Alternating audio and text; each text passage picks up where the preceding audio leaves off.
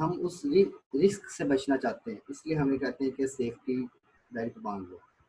अब ये रिस्क कितनी किस्म का होता है और इसकी कितनी टाइप्स है वो अब हम आगे देखते हैं।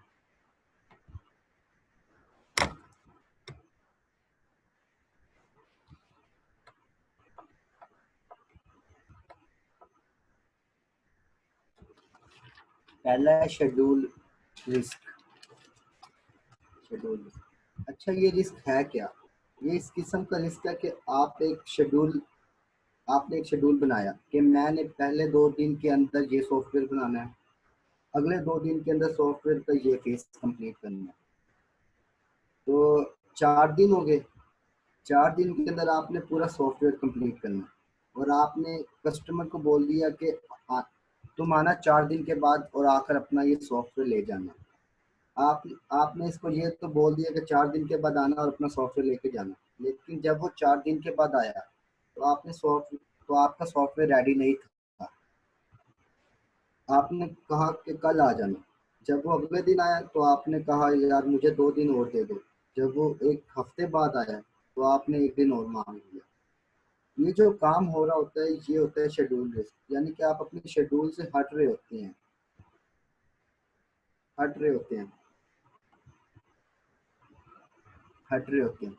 तो क्या कहते हैं कि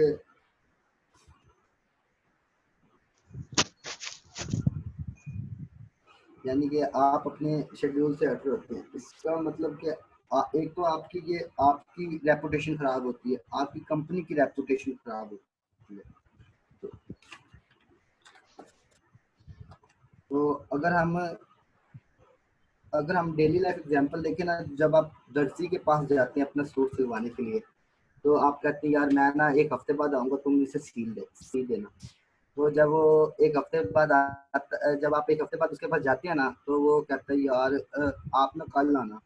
इस तरह वो भी आपको लेट कराता है और आपका ना सूट यानी कि सिलता नहीं, तो आप उसके पास जाना छोड़ देते हैं। इससे उसकी भी रेपुटेशन खराब होती है और इससे अगर यानी आप कि पैसे टाइम उसकी पे दो कंपनी, तो वो सही दे देता है। यार पैसे पहले देते हैं, पहले आप मेरी प्रेजेंटेशन पूरी कर लेंगे। अगर आप इनके रिजल्ट्स को देखें ना, तो आप इस शेड्यूल रिस्क से बच सकते हैं। पहले है रॉन्ग टाइम एस्टिमेशन। आपने जल्दी में ये बोल दिया कि ये 4 दिन में बना दूंगा। आपने इसके पीछे ये हिसाब नहीं लगाया कि इस प्रोजेक्ट के मॉड्यूल कितने हैं और एक प्रोजेक्ट का मॉड्यूल बनाने में कितना टाइम लगेगा। आपने प्रॉपरली एस्टिमेट लगाया ही नहीं। एक जनरली सा इसको बोल दिया यार मैं ये सॉफ्टवेयर बना दूंगा, तुम ना मैं ना ये 1-2 दिन में बना दिया करता हूँ, तुम 4 दिन बाद आ जाना। जब आपने काम करना शुरू किया तो आपको पता चला कि काम तो बड़ा लंबा है। रॉन्ग टाइम एस्टिमेशन, यानी कि आपने एस्टिमेट ही नहीं लगाया उस टाइम का।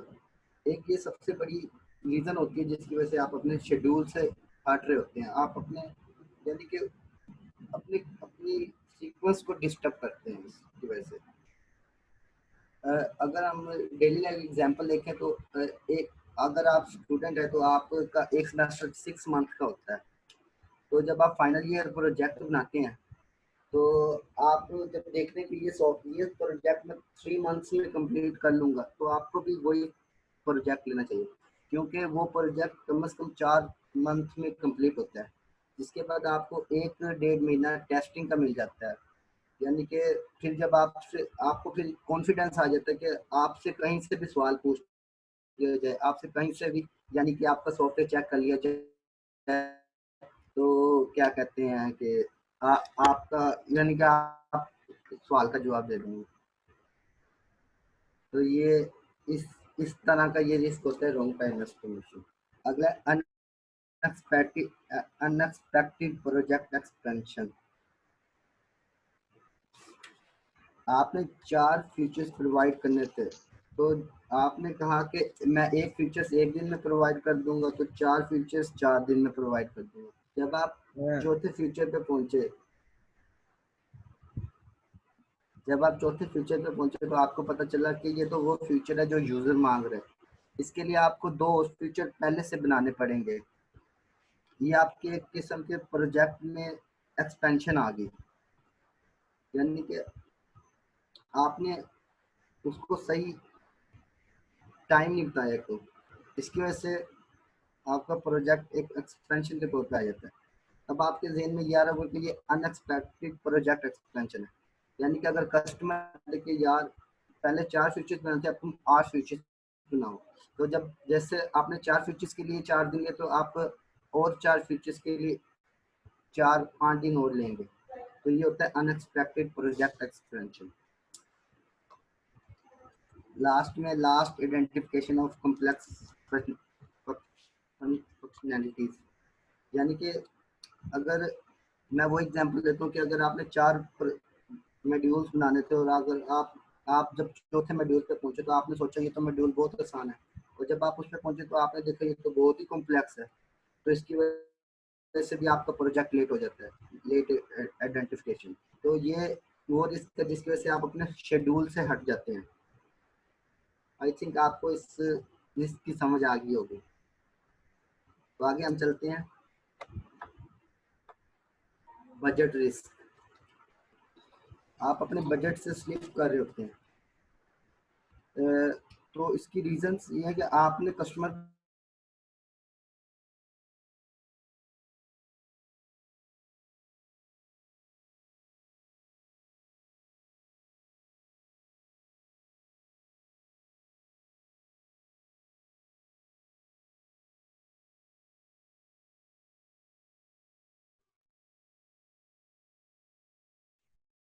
अब्दुल वली कैरी करें।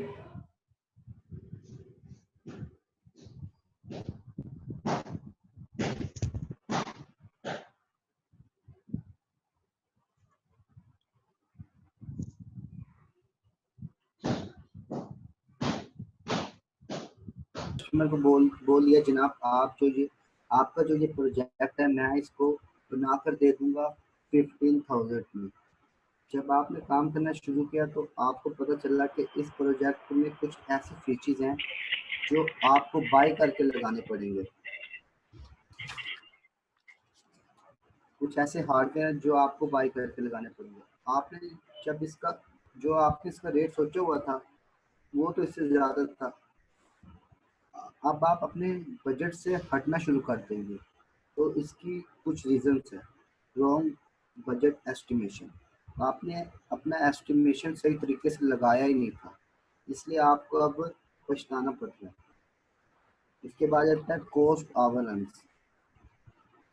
आपने कस्टमर को कहा कि मैं आप यानी कि आपने कस्टमर को कहा कि मैं आपके प्रोजेक्ट में थंब प्रिंट स्कैनर लगा दूंगा, इसके लिए मैं आप इस प्रोजेक्ट के लिए मैं आपको आपसे 50,000 लूँगा, लेकिन जब आप मार्केट में वो thumb print scanner print software लेने गए तो उसकी कीमत ज़्यादा हो गई थी, यानी कि क्या टैक्स ज़्यादा बढ़ने की वजह से उसकी कीमत ज़्यादा हो गई है, टेक्नोलॉजी में इजाफा होने की वजह से उसकी कीमत ज़्यादा होगी, यानी कि उसकी कीमत 10,000 हो गई थी। तो इसकी वजह से भी आपने अपना कॉस्ट आवरण कम नहीं किया, जिसकी वजह से आप अपने बजट से स्किप कर रहे हैं। उसके बाद आ जाता है प्रोजेक्ट स्कोप एक्सपेंशन, यानी कि अगर आपने कस्टमर को कहा कि मैं आपको 4 सॉफ्टवेयर के 50,000 लूँगा और कस्टमर ने कहा कि मैं आपसे 8 सॉफ्टवेयर बनाता हूँ, तो आप उससे 4 के जब 50 ले रहे थे तो आप उसे 8 के 6 70 या 80 लेंगे, तो ये होता है प्रोजेक्ट स्कोप एक्सपेंशन। यानी कि आप अगर अपने ये तमाम रिस्क बजट्स को पहले से ठीक करके रखें तो आप इस रिस्क से बच सकते हैं। अगला technical risk. These kind of risks are equivalent of functions of the system and performance of the system as name tells, these are technical risk। यानी कि कुछ कोई ऐसा रिस्क जो आपके सॉफ्टवेयर पर हैवी हो जाए जिसकी वजह से आपकी परफॉर्मेंस कम हो जाए, यानी कि जैसे कि आप एक डेली लाइफ एग्जांपल देखते हैं कि आपने एक वेबसाइट बनाई है, तो उस वेबसाइट पे 2 महीने बाद 200 यूज़र है जिसकी वजह से उसकी स्पीड और परफॉर्मेंस कम होगी, तो आपने एस्टिमेट लगाया कि अगर ये 2 सालों बाद इस पे 2,000 यूजर्स हुए तो इसकी तो परफॉर्मेंस ही बिल्कुल जीरो पे हो जाएगी, यानी कि ये तो सॉफ्टवेयर ही क्रैश हो जाएगा।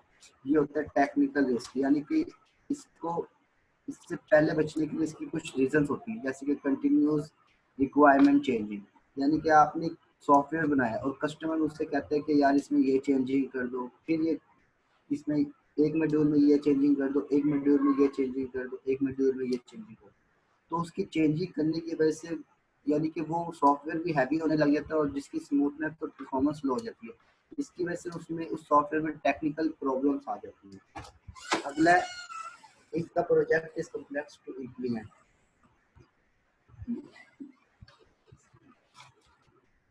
technical, if the project is complex to implement। Ma'am तस्वीर आ रही है? आ रही है, स्क्रीन शेयर आ रही है। अच्छा, if the project is complex to implement, यानी कि अगर आपने एक सॉफ्टवेयर बनाया और उसे लॉन्च कर दिया जिसकी वजह से वो क्रैश हो गया, यानी कि उसमें कम्प्लेक्स इम्प्लीमेंट्स आने शुरू कर दिए। इसमें मैम ये होता है कि अगर जैसे कि आपने एक सॉफ्टवेयर किसी सिस्टम में डाला और वो सॉफ्टवेयर इसकी यानी कि वो परफॉर्मेंस को मिसमैच कर देता है, जिसकी वजह से वो सिस्टम भी क्रैश हो जाता है। अक्सर ये सुनने में आता है कि एक जगह पर एक एयरपोर्ट पे एक सॉफ्टवेयर लॉन्च किया गया था जिसकी वजह से वो क्रैश कर गया और हज़ारों फ्लाइट्स डिले हो गई थी, जिसकी वजह से करोड़ों का नुकसान हो गया था। ये सॉफ्टवेयर सबसे खतरनाक सॉफ्टवेयर है, यानी कि आपको पहले से इसकी मिसमैचिंग से बचने के लिए इसको पहले से इम्प्लीमेंट टेस्टिंग करनी पड़ती है इसकी खास तौर पर। अगला है मॉड्यूल इंटीग्रेशन, यानी कि मैंने 2 से 3-4 मॉड्यूल बनाए,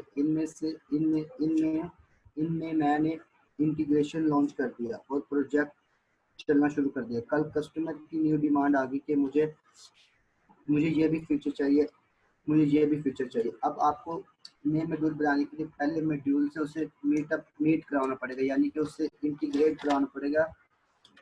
डेफिनेटली आपको एक नया मॉड्यूल बनाना पड़ेगा, यानी कि आपको उससे इस सॉफ्टवेयर में ये होता है कि अगर आपने वो नया मॉड्यूल उसमें डाल दिया और अगर वो मैच हो गया तो फिर तो ठीक है।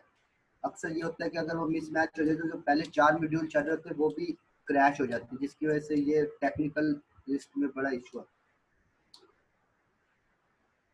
मैम प्रेजेंटेशन खत्म हो गई, थैंक यू।